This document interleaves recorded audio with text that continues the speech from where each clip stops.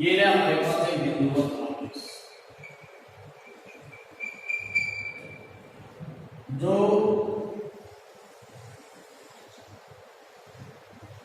Small are त्रिज्या के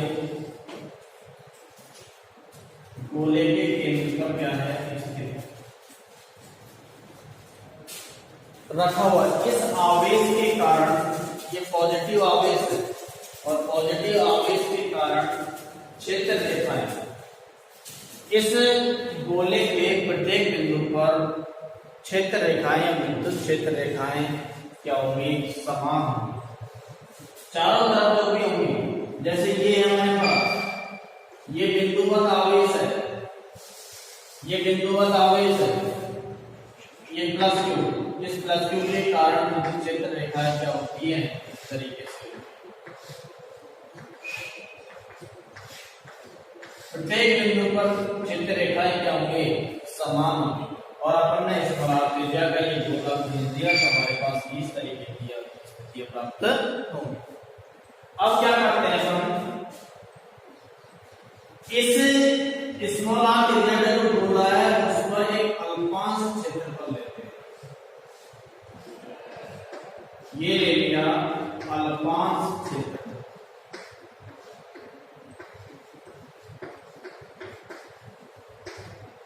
और अल्पांश क्षेत्रफल को किससे प्रदर्शित करते हैं, ds से प्रदर्शित। ये प्लस क्यू आवेश केंद्र पर रखा हुआ है, इसके कारण विद्युत क्षेत्र की डायरेक्शन की तरफ होगी, बाहर की तरफ होगी। और इस अल्पांश को भी अपन ने काटा है तो इसकी डायरेक्शन की तरफ होगी, पृष्ठ के लंबवत होगी। अर्थात हम कह सकते हैं विद्युत क्षेत्र तथा क्षेत्रफल दोनों की दिशा समान होगी। अब इससे अपन क्या करेंगे, गाउस के नियम की व्युत्पत्ति करेंगे। क्या करेंगे, गाउस के नियम की व्युत्पत्ति। देखो, माना एक बिंदुवत आवेश, माना एक बिंदुवत आवेश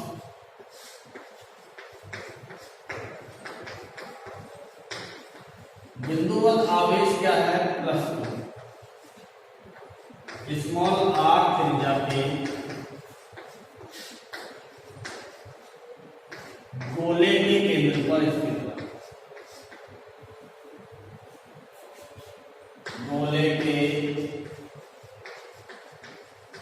केंद्र पर स्थित है।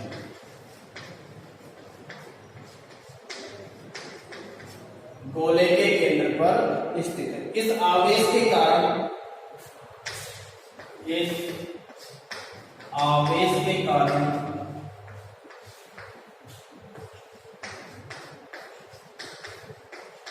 गोले के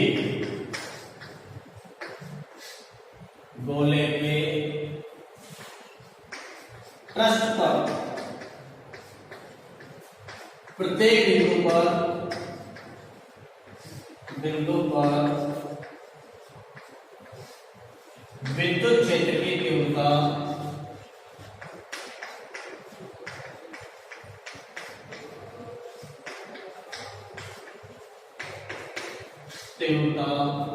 समान प्राप्त होती है।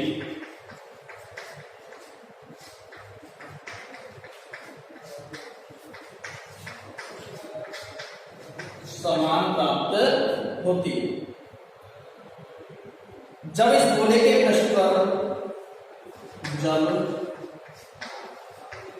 इस गोले के पृष्ठ पर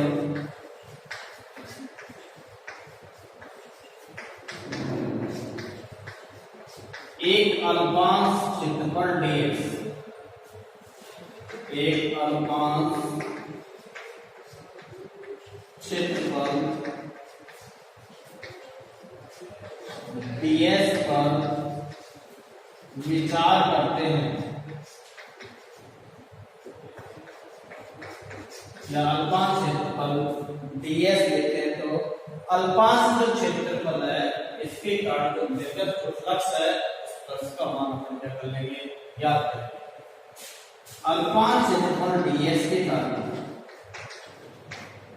अल्पांश क्षेत्रफल ds के कारण निर्गत फ्लक्स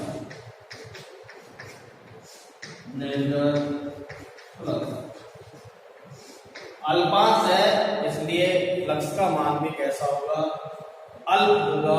वो अल्प फ्लक्स को किससे प्रदर्शित करते हैं, फाई के द्वारा प्रदर्शित करते हैं।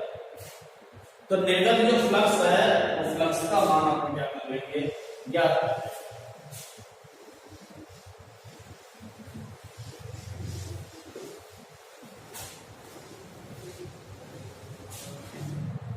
निर्गत फ्लक्स हो जाएगा D phi E vector dot ds। Flux की यही परिभाषा पढ़ी थी अपन ने, डी फाई बराबर ई वेक्टर डॉट ds वेक्टर, अर्थात मैं इसको यूं लिख सकता हूं डी फाई बराबर ई ds cos थीटा, समीकरण नंबर 1। अब देखिए ये तो एक अल्पांश के ऊपर लेके चले अपन, इसमें हमको संपूर्ण के लिए लेके चलना पड़ेगा। तो संपूर्ण के लिए क्या कर देते हैं, इंटीग्रेशन कर देते हैं। संपूर्ण पृष्ठ से निर्गत कुल फ्लक्स, संपूर्ण पृष्ठ से निर्गत कुल फ्लक्स, संपूर्ण के लिए क्या करते हैं, इंटीग्रेशन करते हैं डी फाई बराबर इंटीग्रेशन प्लस जैसा है यहाँ पर बंद ई वेक्टर वो E D S cos theta. जैसे इसका इंटीग्रेशन करूंगा मैं तो कितना आ जाएगा मेरे पास, फाई आ जाएगा। इंटीग्रेशन बंद पर प्लस कैसा है, बंद है E D S cos theta, समीकरण नंबर 2। अब देखिए यहां पर समीकरण 2 में विद्युत क्षेत्र की तीव्रता और क्षेत्रफल ds है, दोनों के डायरेक्शन क्या है, समान। या मैं यूं कह सकता हूं कि एक दूसरे के क्या है, समांतर है, और एक दूसरे के समांतर होने पर इनके मध्य बनने वाला कोण का मान कितना प्राप्त होता है, 0 प्राप्त होता है। तो यहां लिखेंगे क्योंकि विद्युत क्षेत्र की तीव्रता की, विद्युत क्षेत्र की तीव्रता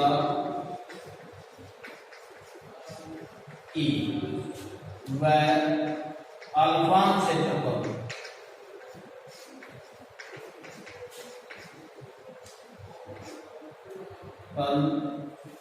एक दूसरे के समांतर है, या इनकी दिशा समान है, की दिशा समान है, अर्थात ई वेक्टर पैरेलल, दिशा समान होती है तो उसे समांतर बोलेंगे ds वेक्टर। तो थीटा इनके मध्य बनने वाला कोण कितना हो गया, 0 डिग्री। और cos 0 का मान निकालेंगे तो उसका मान कितना प्राप्त होगा, 1 प्राप्त। इसमें वैल्यू रखेंगे, वैल्यू रखते ही हमारे पास क्या आएगा,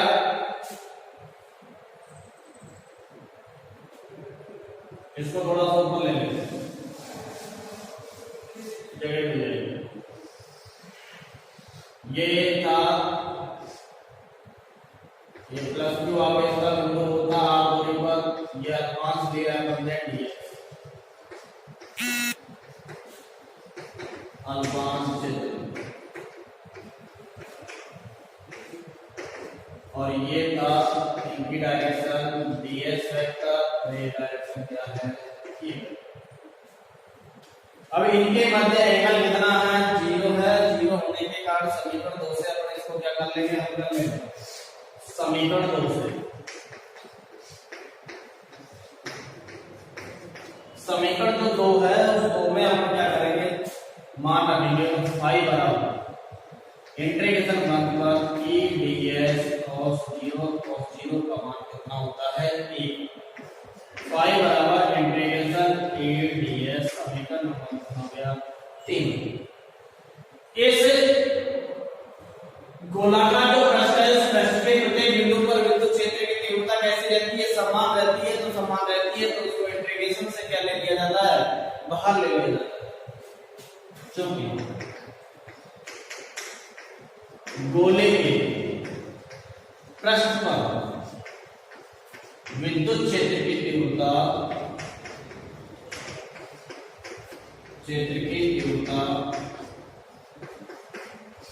समान आता है। जब विद्युत क्षेत्र की तीव्रता समान है तो उसको क्या कर देंगे, बाहर ले लेंगे E इंटीग्रेशन 1 ds। अब देखिए ds क्या है, ये गोलाकार जो पृष्ठ है उस गोलाकार पृष्ठ का क्षेत्रफल है, पृष्ठीय क्षेत्रफल, और पृष्ठीय क्षेत्रफल होता है 4 पाई r स्क्वायर। कितना होता है, 4 पाई r स्क्वायर, अर्थात फाई बराबर 1 इंटू 4 पाई r स्क्वायर, समीकरण नंबर 4। अब अपन क्या करेंगे, कूलॉम के नियम से अपन विद्युत क्षेत्र बिंदु आवेश के कारण विद्युत क्षेत्र की तीव्रता निकाली थी, और बिंदु आवेश के कारण विद्युत क्षेत्र की तीव्रता कितनी थी, kq/r² के बराबर थी। तो यहाँ kq/r² का मान रख देंगे, हमारे पास क्या आ जाएगा, निर्गत फ्लक्स का मान आ जाएगा, वही क्या कहलाएगा, गाउस की प्रमेय कहलाएगी। देख तो यहाँ पर फाई ई का मान निकाल लेते हैं, ई का मान कितना प्राप्त होगा वो देखते हैं। बिंदुवत आवेश के कारण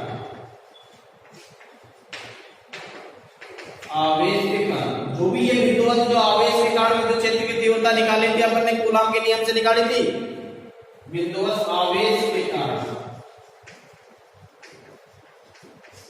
विद्युत क्षेत्र की तीव्रता,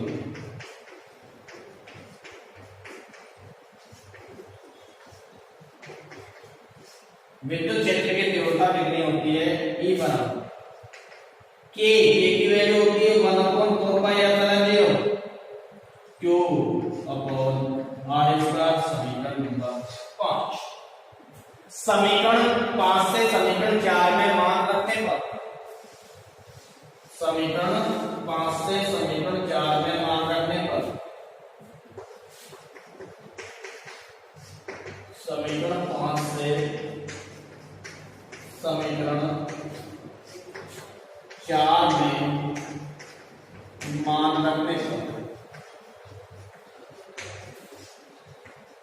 मान रखेंगे फाई बराबर ई की वैल्यू हमारे पास कितनी है, ये 1/4 पाई एप्सिलॉन 0 1/4 पाई epsilon 0 Q upon r² into ये वैल्यू कितनी है, 4 पाई r² है, 4 पाई r², 4 पाई से 4 पाई कैंसिल, r² से r² कैंसिल, फाई बराबर कितना हो जाएगा, Q अपॉन एप्सिलॉन 0, समीकरण नंबर 6।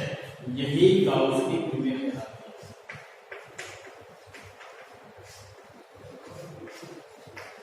गाउस की प्रमेय कहलाती है।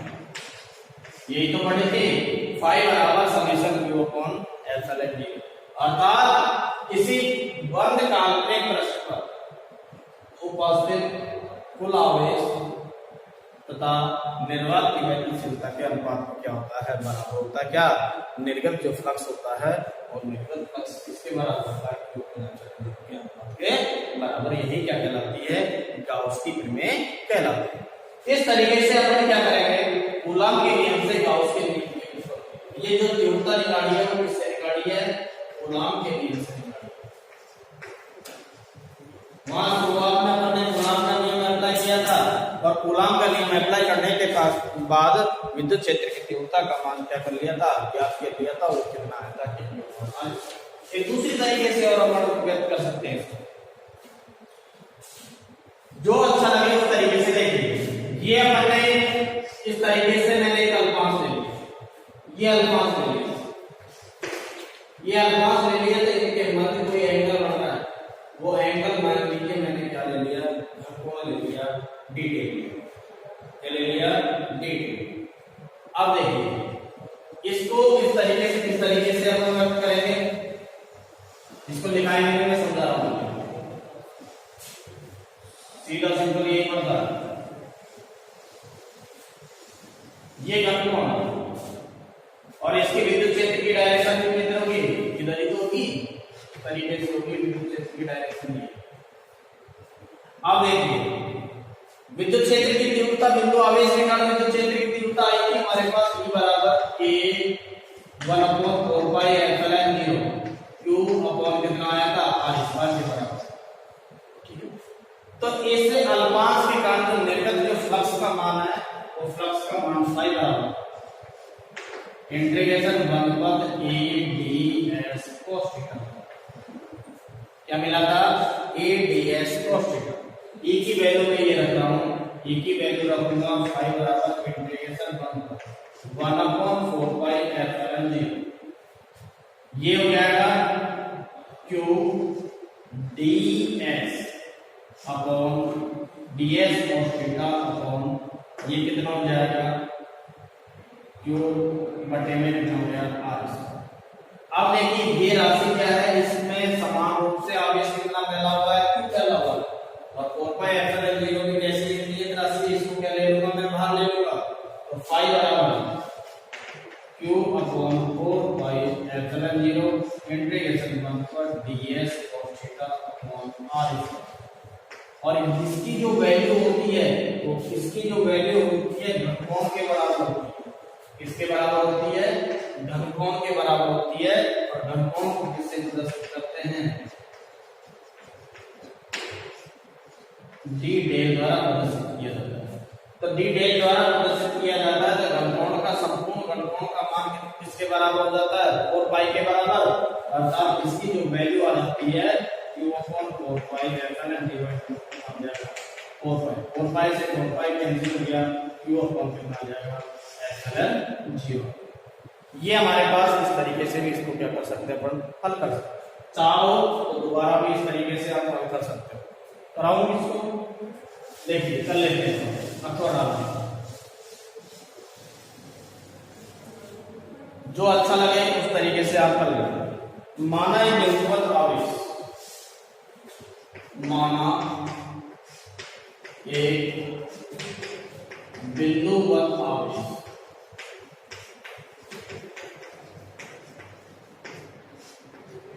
प्लस स्मॉल r त्रिज्या के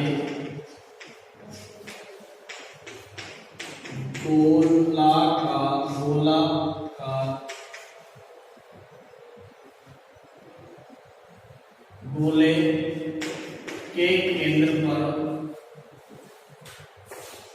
पर स्थित है।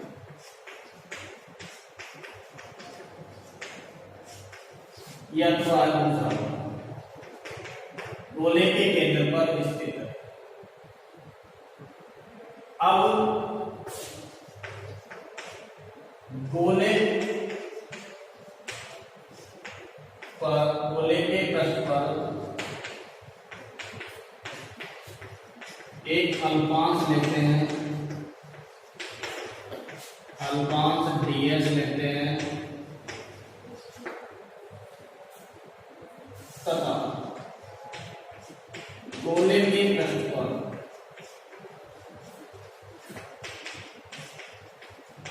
समान रूप से विद्युत क्षेत्र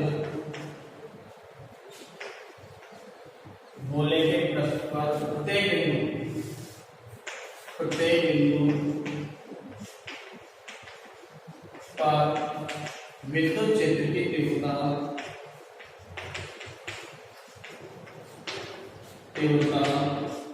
समान प्राप्त होती है।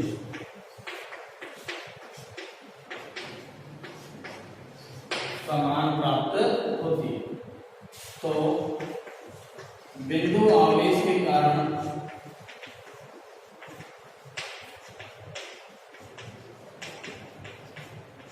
विद्युत क्षेत्र की तीव्रता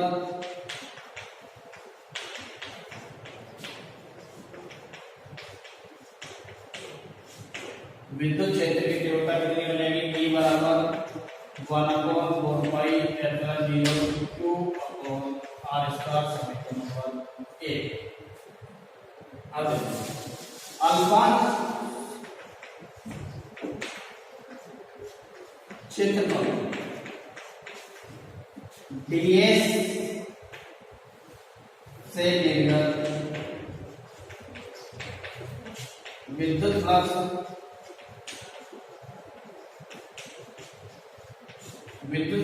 डीएस से कैसा फ्लक्स निकलेगा, अर्थ निकलेगा, तो फ्लक्स कितना हो जाएगा, डी फाई बराबर कितना हो जाएगा, ई वेक्टर डॉट डीएस, अर्थात डी फाई बराबर ई डी एस कॉस।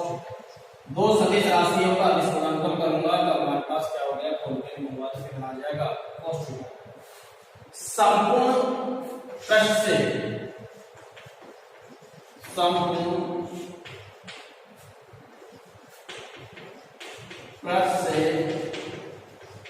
निर्गत कुल फ्लक्स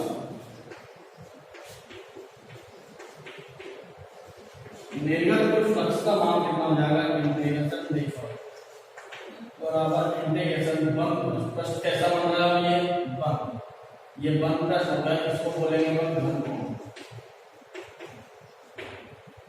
ठीक है, अंदर की तरफ अंतरित घनकोण। डी फाई आई इसका मान लिखेंगे E D S cos theta. समीकरण नंबर हम इसको दे देते हैं, समीकरण 1 से समीकरण 2 में मान रख देंगे, या फिर इसको एक बार बदल देंगे, फाई बराबर इंटीग्रेशन बनकर E D S cos theta, इसको दे देते हैं समीकरण नंबर 2। समीकरण 1 से समीकरण 2 में मान रखने पर समीकरण 1 से समीकरण 2 में मान रखने पर, जैसे इसमें मान रखेंगे तो फाई बराबर इंटीग्रेशन बनकर ई की वैल्यू हमारे पास कितनी है, 1/4 पाई epsilon 0 q upon r square, 1/4 पाई एप्सिलॉन 0, यहाँ हमारे पास q अपॉन r स्क्वायर, और यह आ जाएगा ds cos थीटा। यही वैल्यू है, यहाँ देखिए q कैसा है, समान रूप से केंद्र पर फैला हुआ है, 4 पाई एप्सिलॉन 0 ये भी कैसी राशि है, नियत राशि है, इनको क्या कर देते हैं अपन, अंदर ही रखते हैं। तो ये देखिए क्या वैल्यू आएगी हमारे पास,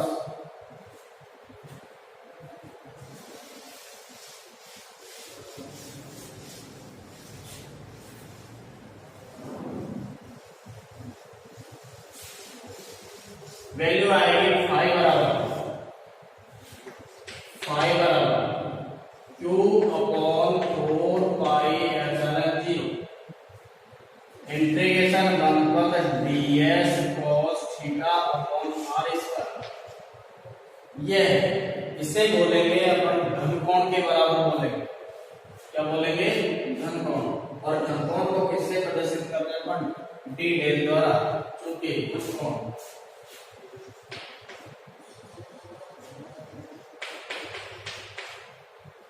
d डेल का मान आता है ds cos theta upon r square के बराबर आता है। केंद्र पर अंतरित जो कोण है वो अंतरित कोण क्या कहलाता है, घनकोण कहलाता है। घनकोण का मान किसके बराबर होता है, d डेल के बराबर होता है, तो फाई बराबर q upon 4 pi epsilon 0 integration d del.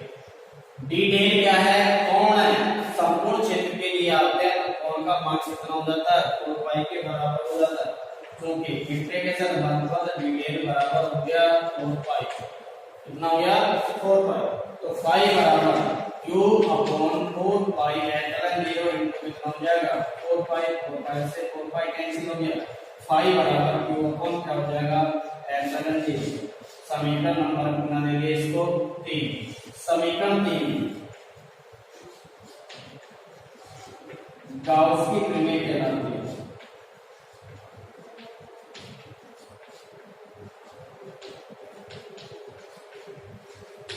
Gauss की प्रमेय कहलाती है, ठीक है। और तो गाउस की जो प्रमेय है, इस तरीके से इसमें कूलॉम के जो नियम है उस नियम से गाउस की प्रमेय का क्या हो गया, सत्यापन हो गया। इस तरीके से तुम्हारा अच्छा लगे वो दोनों में से कोई सा भी एक यदि आता है तो आप दोनों में से कर सकते हैं। नेक्स्ट अपन इसमें से कुछ क्वेश्चन ले रहे हैं, पार्ट तो क्या हो गया, लगभग समाप्त हो गया। क्वेश्चन ले रहे हैं उन क्वेश्चनों को अपन एक दो क्वेश्चनों को देखते हैं किस तरीके से।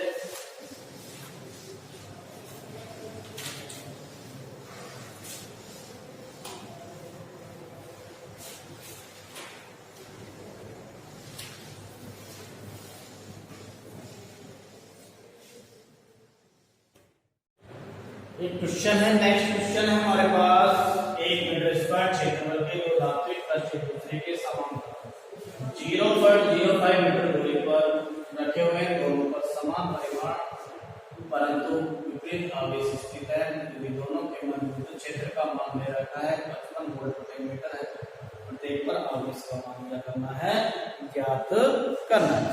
प्रत्येक पर आवेश का मान ज्ञात करेंगे तो इस तरीके से करेंगे। ये हमारे पास क्या है, प्लेट है। ये प्लेट हो गई, दो समान प्लेट है, इन पर आवेश समान है, प्रकृति कैसी है, विपरीत। एक पर प्लस आवेश है, दूसरी पर क्या है, माइनस आवेश है। इन दोनों के मध्य की दूरी कितनी है, 0.05 मीटर है। 0.05 मीटर हो गया।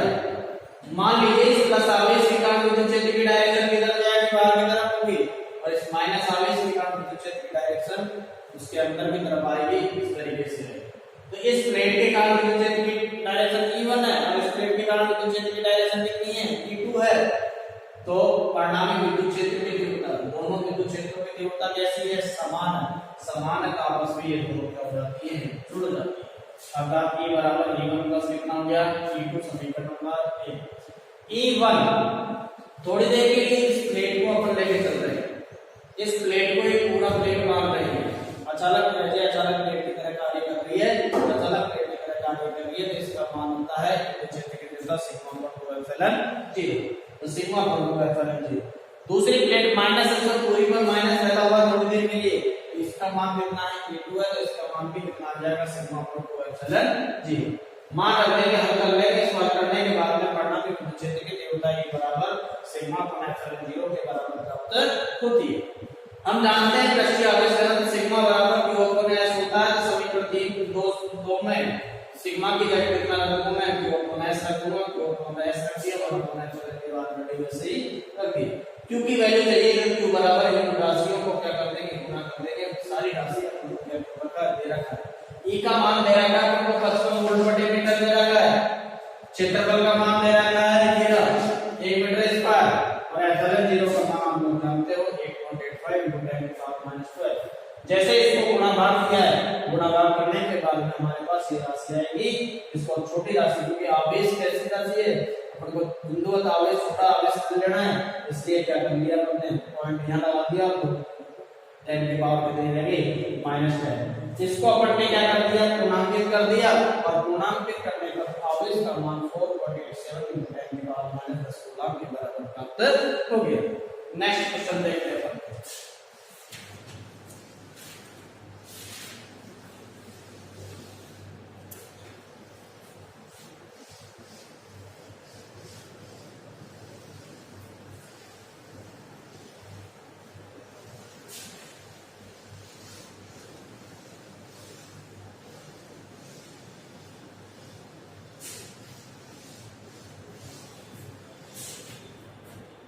चित्रानुसार 10 सेंटीमीटर भुजा के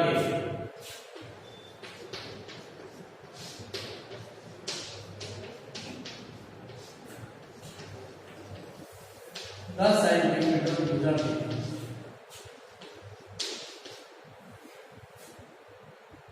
किसी वर्ग के केंद्र से ठीक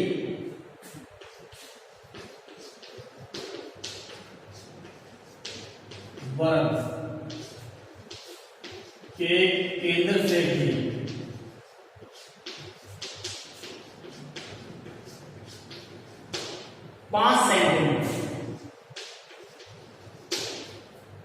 5 सेंटीमीटर ऊंचाई का कोई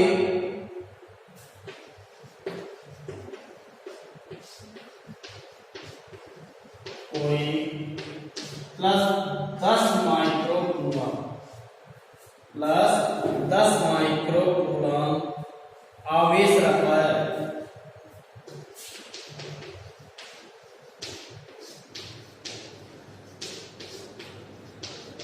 आवेश रखा है। इस वर्ग से गुजरने वाले, इस वर्ग के केंद्र से गुजरने वाले, इस वर्ग के केंद्र से गुजरने वाले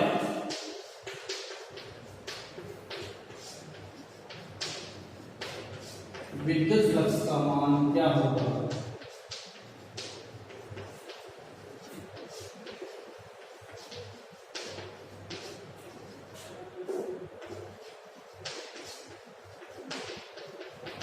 विद्युत फ्लक्स का मान क्या होगा?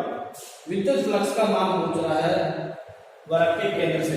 ये हमारे पास क्या दे रखा है? डायग्राम दे रखा है।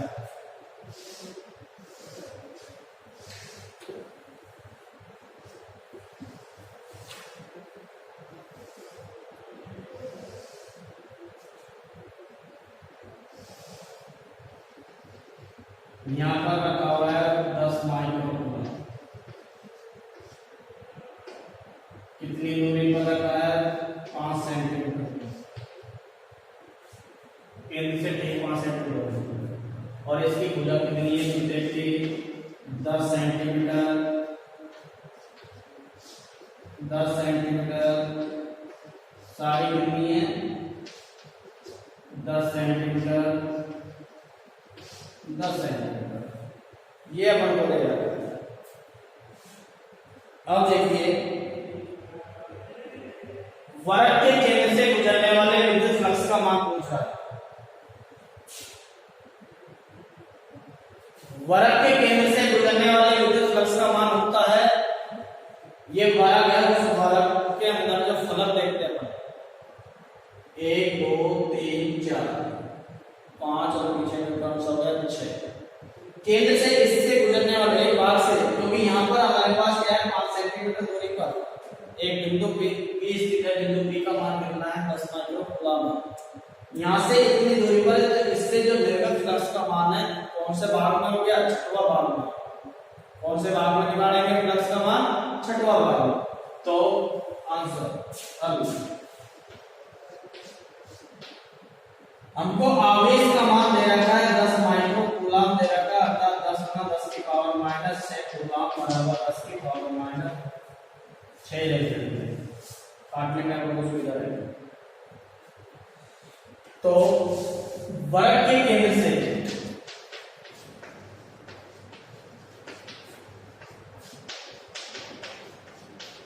गुजरने वाले फ्लक्स, गुजरने वाला फ्लक्स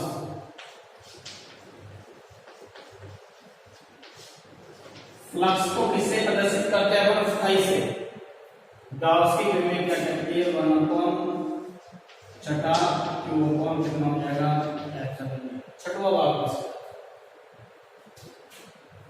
फ्लक्स का मान पूछ रहा है फाई बराबर 1/6 इंटू आवेश की वैल्यू दे रखी है 10 × 10 की पावर -6 बटे FLN 0 की वैल्यू आप लोग जानते हो 8.85 और 10 की पावर -12। ये कट गया कितनी बार? 6 बार। कितनी बार कट गया? 6 बार। ये हमारे पास कितना हो गया? 5। ये कितना हो गया? 3। तो फाई बराबर हमारे पास हो गया 5/3। ऊपर जाएगा इंटू 10 की पावर कितनी होगी? 6 हो जाएगी। यहाँ कितना बचेगा? पॉइंट हटाऊंगा, 2 0 लगाऊंगा, 2 0 इंटू 885। इसको हल कर रहे हैं तो फाई बराबर 500 इंटू 10 की पावर 6 बटे गुणा करो इसको 5 × 15 8 × 24 1 25 8 × 24 और 2 26। अर्थात फाई बराबर में 1 0 और उधार ले लो। 10 की पावर कितनी बची? 5। 26 को कितना हो गया? 55 हो गया। इसका गुणा भाग करूंगा, इसमें भाग दूंगा। भाग देने के पश्चात मेरे पास आएगा 1.88 1.88 88 इंटू 10⁵ न्यूटन मीटर स्क्वायर आपको किसके बराबर हो जाएगा, कूलम के बराबर प्राप्त हो जाएगा। ये क्या हो जाएगा, फ्लक्स का मान प्राप्त हो जाएगा। इसके बर्फ के केंद्र से निर्गत जो फ्लक्स है वो फ्लक्स का मान प्राप्त हो जाएगा।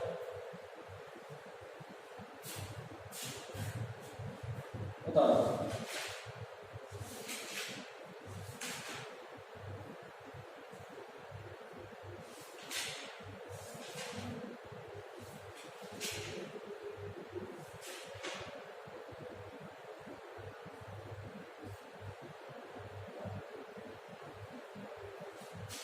नेक्स्ट क्वेश्चन देखते हैं।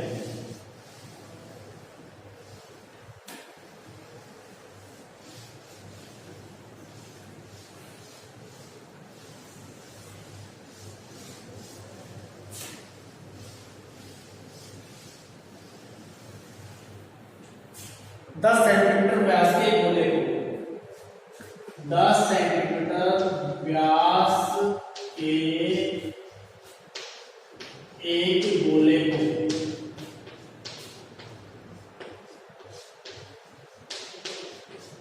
व्यास के एक गोले को एक समान रूप से आविष्कृत किया गया है। एक समान रूप से आवेशित किया गया है। एक समान रूप से आवेशित किया गया है ताकि इसकी सतह पर विद्युत क्षेत्र की तीव्रता इसकी सतह पर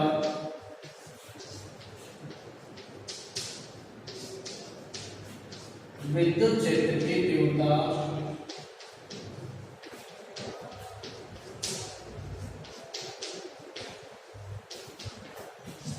विद्युत क्षेत्र की तीव्रता 5 × 10⁵ वोल्ट प्रति मीटर 5 × 10⁵ वोल्ट प्रति मीटर प्राप्त मीटर हो जाती है गोले के केंद्र से।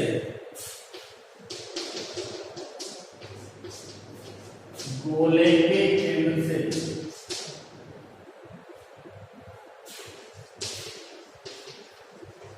केंद्र से 25 सेंटीमीटर दूरी 25 सेंटीमीटर दूरी पर स्थित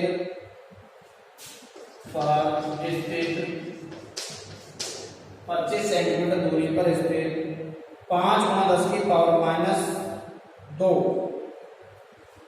5 × 10⁻² माइक्रो कूलम आवेश 5 × 10⁻² माइक्रो कूलम आवेश पर लगने वाला बल ज्ञात कीजिए।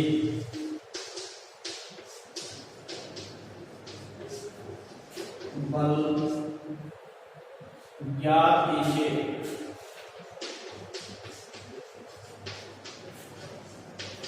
अच्छा क्वेश्चन है ये। बल का मान पूछ रहा है। बल का मान पूछ रहा है। बल का मान किस तरीके से अपन क्या करेंगे, निकालेंगे। बल का मान निकालने के लिए अपन क्या करेंगे, देखिए सवाल के ऊपर चलते पर सवाल में जो चीज दे रखी है उसको अपन को क्या करना है, लिखना है। सवाल में क्या दे रखा है, 10 सेंटीमीटर व्यास के एक गोले को एक समान रूप से क्या किया गया है, आवेशित किया गया है। व्यास कितना दे रखा है, 10 सेंटीमीटर, तो उसकी त्रिज्या निकाल लेंगे अपन।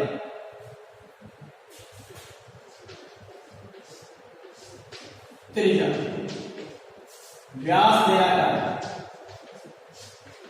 10 सेंटीमीटर व्यास दे रखा है, तो त्रिज्या क्या होती है, व्यास की आती होती है 5 सेंटीमीटर। इसको मीटर में चेंज करेंगे, इसको मैं कैपिटल आर द्वारा प्रदर्शित करता हूं।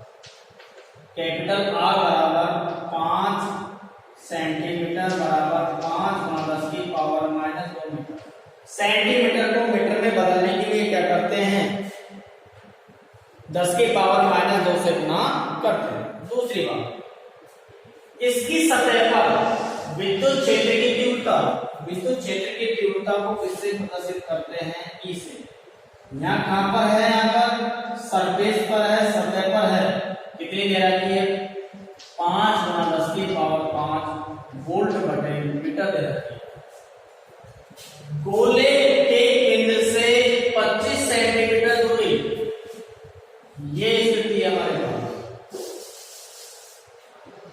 ये गोला है, इसकी जो त्रिज्या दे रखी है वो त्रिज्या दे रखी है 5 सेंटीमीटर दे रखी है, क्योंकि व्यास दे रखा है 10 सेंटीमीटर, त्रिज्या कितनी होगी 5 सेंटीमीटर।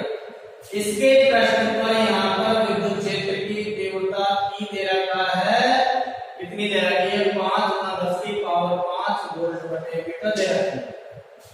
इससे केंद्र से कह रहा है, केंद्र से 25 सेंटीमीटर की दूरी पर ये स्मॉल r लिया था हमने, यहाँ एक बिंदु P लिया था, इस बिंदु P पर विद्युत क्षेत्र की तीव्रता का मान, अतः स्मॉल r का जो मान है वो कितना हो गया 25 सेंटीमीटर, और इस बिंदु पर विद्युत क्षेत्र की तीव्रता का मान हमको क्या करना है, ज्ञात करना। और विद्युत क्षेत्र की तीव्रता का मान निकलते ही बल का मान अपन क्या कर सकते हैं, ज्ञात कर सकते हैं, क्योंकि E बराबर क्या होता है F/Q। तो F बराबर कितना हो जाएगा QE। अब देखिए सतह पर निकाले, ये लिख दिया अपन ने 25 सेंटीमीटर, स्मॉल r बराबर 25 सेंटीमीटर बराबर 25 गुना 10 की पावर -4 मीटर। अब देखिए दो चीजें रखी, एक सतह पर एक बाहर की तरफ, गोले की सतह पर एक दे रखी है बाहर की तरफ, तो दोनों में अपन क्या करेंगे, तुलना करेंगे। तुलना करने के बाद में हमारे पास क्या जाएगा, मान प्राप्त हो जाएगा। तो गोले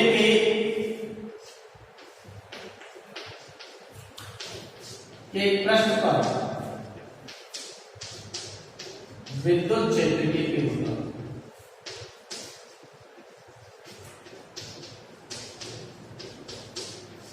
गोले के प्रश्न पर विद्युत क्षेत्र की तीव्रता की सतह बराबर KQ/R², KQ/R²। प्रश्न पर त्रिज्या का मान कितना है, कैपिटल R। ये कितनी है, कैपिटल R। समीकरण नंबर में दे देता हूं 1। गोले के बाहर, गोले के बाहर विद्युत क्षेत्र की तीव्रता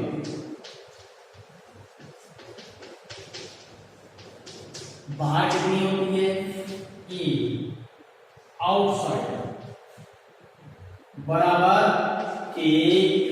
R की जगह कितना आ जाएगा, स्मॉल r। समीकरण नंबर, जब कभी भी दो चीजों के अंदर तुलना की जाती है हमेशा ध्यान रखना है उसका अनुपात निकालना है। क्या करना है, अनुपात।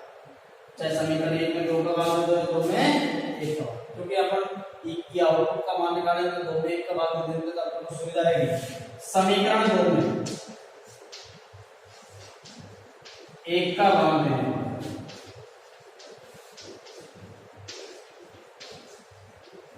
जैसे मैं बाहर दूंगा कि आउटपुट बराबर ई आउट बराबर ई सब है। ई आउट का मान है हमारे पास KQ/R² अपॉन KQ/कैपिटल R²। KQ से KQ कैंसिल हो गया, क्या बचेगा मेरे पास, ई आउट बराबर इस सतह बराबर कैपिटल R² स्मॉल r।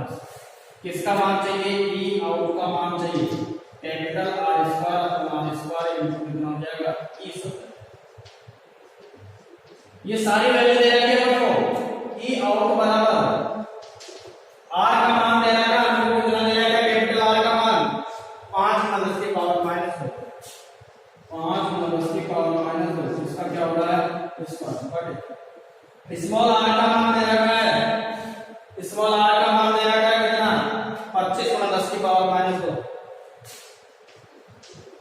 इसका क्या हो जाएगा, इसका इनटू सतह पर कितना दे रखा है, सतह पर विद्युत क्षेत्र की तीव्रता 5 गुना 10 की पावर 5। इसको क्या करेंगे अपन, हल करेंगे। हल करने के पश्चात जो वैल्यू आएगी उस वैल्यू को अपन यहाँ देखिए, ई आउट बराबर,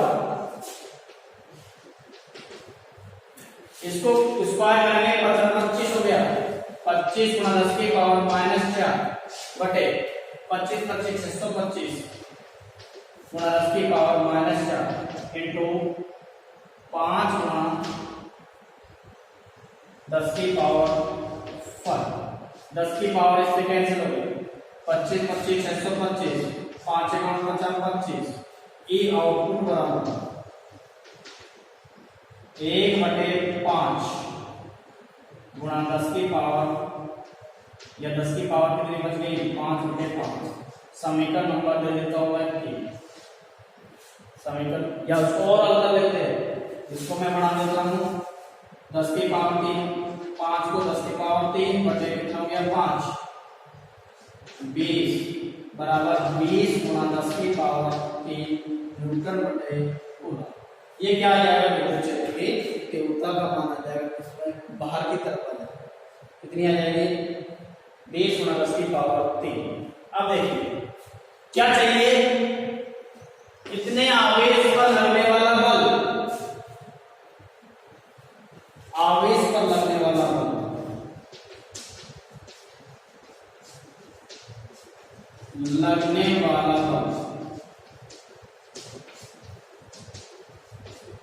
F बराबर कितना हो जाएगा QE, यहाँ लिख देंगे E बराबर F/Q, तो E बराबर कितना, F बराबर कितना हो जाएगा 2E, मान रख देंगे हमारे पास क्या आ जाएगा, उत्तर आ जाएगा F बराबर Q की वैल्यू हमारे पास यही है 5 गुणा 10 की पावर -2 और माइक्रो में 10 की पावर माइनस कितना हो गया 6, ये तो क्यू का मान आ जाएगा, ई का मान दे रहेगा हमारे पास 20 गुणा 10 की पावर 3, F बराबर इसको हल कर लेंगे 20 पर जो कितना हो गया 100